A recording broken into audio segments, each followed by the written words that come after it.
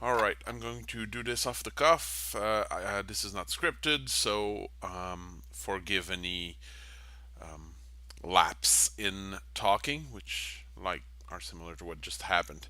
There won't be an SJW bootcamp video this week. This is a holiday season, so happy holidays to everyone.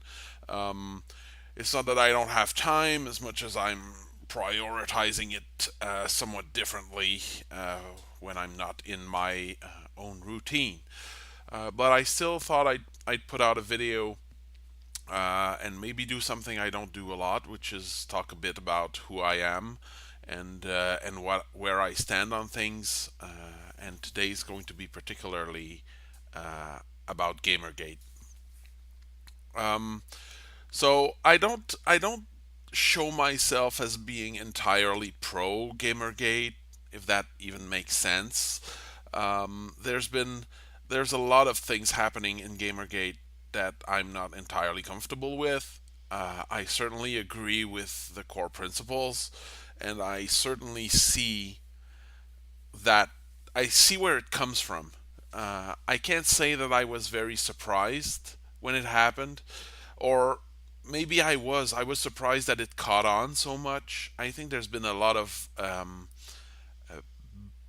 pent up anger, if you will, at all the crazy level of political correctness that is being imposed on this industry, the insane amount of shaming tactics that is constantly being used to basically shit on this industry and shit on the people who enjoy it and really tell them, look man, if you enjoy video games as they are, you're a horrible person and you need to be fixed and we're going to fix you.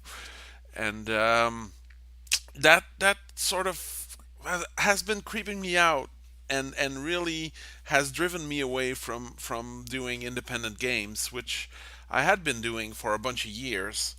So right now I'm sort of not doing games. Maybe I'll do games in the future, but at this point it's no longer an industry that interests me because it's all about the drama now and it's not about the games and it's all about who your friends are and who can push your game forward. And I'm there's it's too easy to just make the games now. Strangely enough, it's still a very hard and grueling process to make a good game, but to make a game now is just so easy that there's like and thousands of new games on every platform every week.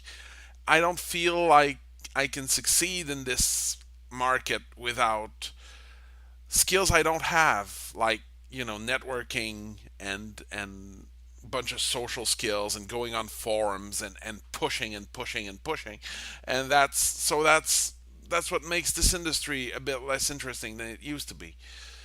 I've been there. I've been there. I've been making games since the '90s, the early '90s even, and I've seen it happen. The first thing that really bugged me about political correctness in games is when they took out the swastikas from Wolfenstein. I mean, I don't understand why you would want to consciously alter the telling of history in a way as to not offend people. I understand that there's biases in story in history reconstruction, but to do it deliberately like that sort of annoyed me. It happened. They were drawn like that. You don't like them? It sucks. It sucked what happened, and they sucked. But that's how they were. So don't just whitewash it. So yeah, I was involved in the independent game community. I sort of saw this whole safe space policy thing come in, and I didn't say a thing because I you can't speak out on these things without appearing like you're a person that has ill intent. And that's exactly how these things go through. They go through because they are in appearance, and if you don't read the text of it, they look like a good thing. Who could object to a safe space policy, even though as soon as you read them, you realize that it basically gives every offended twat in the room a gun that they can just use whenever they like on whoever they like for whatever reason they like and get people expelled, which is what exactly what happened at PyCon. And I don't feel safe in a space where I can't talk. If just saying something can get me kicked out of a room, I don't belong in that room. So this is to me, safe space policies make things very, very unsafe. So yeah, my implications started to go down a bit. And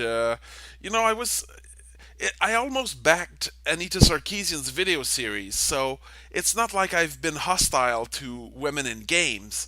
Now, thankfully, I never bagged the thing. I had no idea who she was, and now I know who she was, and God, am I glad I dodged that bullet.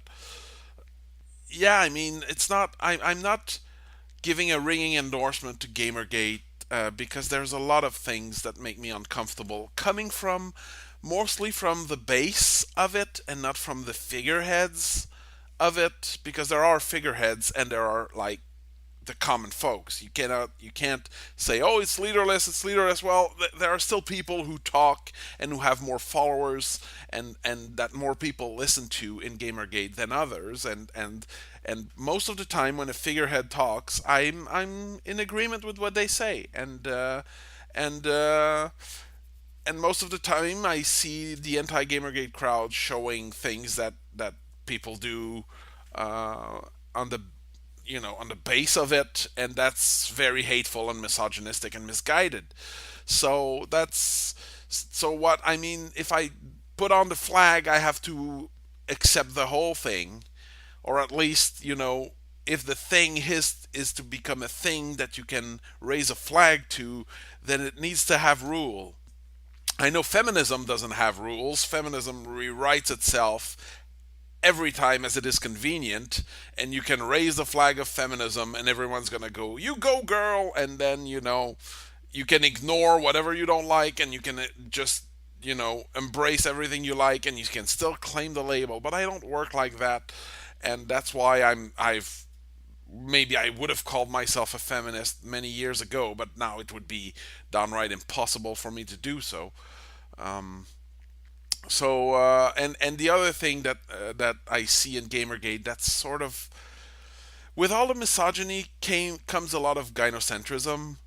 So a lot of things again, it's based on shaming tactics, which my next SJW is going to deal with this.